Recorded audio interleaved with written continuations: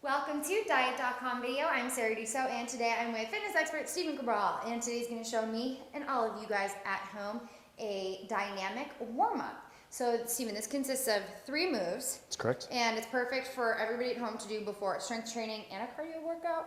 Absolutely. So the difference between this and just a general warm-up is when a general warm-up, you're going to be on the treadmill, just moving the sagittal plane, which is forward and back.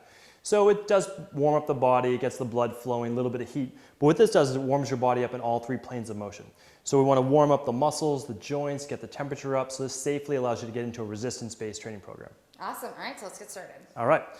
So the first move we want to do is called split jacks. It's like jumping jacks, but it's in the sagittal plane, forward and back. So we're going to have the left foot forward, the right arm up, and we're just going to stay on the balls of the feet only. And then we're going to switch back and forth. So what I like to do is I like to time clients for about 30 seconds. So if you don't have a watch or you're not able to look at the clock when you're doing this, not a problem. Just go for about 30 to 60 repetitions, depending on how smooth you're doing with them. So what I mean by that is when you're first starting this exercise, you might be really heavy on your feet. So you don't want to do that many reps because, of course, you want to take it easier on your joints. But if you're landing nice and soft, and this is kind of like a sprint in place, then you can, of course, go for 60 reps, no problem. All right, great. So once we do that one, that's the sagittal plane, we're going to switch to the transverse plane, so the rotational plane. So what we want to do is stand on 12 o'clock, and then you're going to open up and step on where 3 o'clock would be on the clock. Step back together, and then let's alternate sides, so back on 9 o'clock. So what I mean by that is you're basically, picture yourself standing on a clock flat on the ground. You want to step on the 12. You want to lunge to one side, nice and open to 3 o'clock. You step together, and you lunge to 9 o'clock. When you do that, you're forming a right angle. So the foot is pointed out to the side. Good. This foot points forward, and then you just switch right back. The nice thing about this is it stretches the inner thighs, and it stretches all the muscles around the hips. So when you're doing squats, you're doing lunges, deadlifts, step-ups, whatever it is, you want to make sure that those muscles have been fully stretched, but an active stretch like this, so something more dynamic. And for this, I like to do between 16 and 20 repetitions. So 8 to one side, 8 to the other, or 10 to one side, 10 to the other.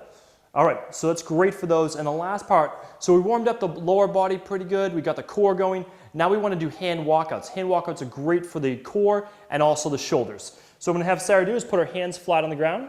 You're going to walk your hands out, so feeling your abs engaged. Don't let the hips drop. That's the most important part because you don't want to arch the back. Now walk the hands back, keeping your hands in contact with the ground the whole time. A lot of people, what happens is they just get on their fingertips and it's overstretching the smaller muscles and smaller joints.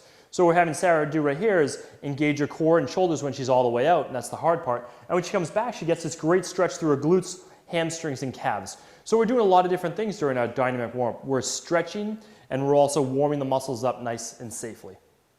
So what I would say is once you feel pretty good with your hands underneath your shoulders, walk out a little further. So the further out you go past your shoulders, the harder it is on your core and abs, exactly, because you create this long lever with your body. And then walk back slowly.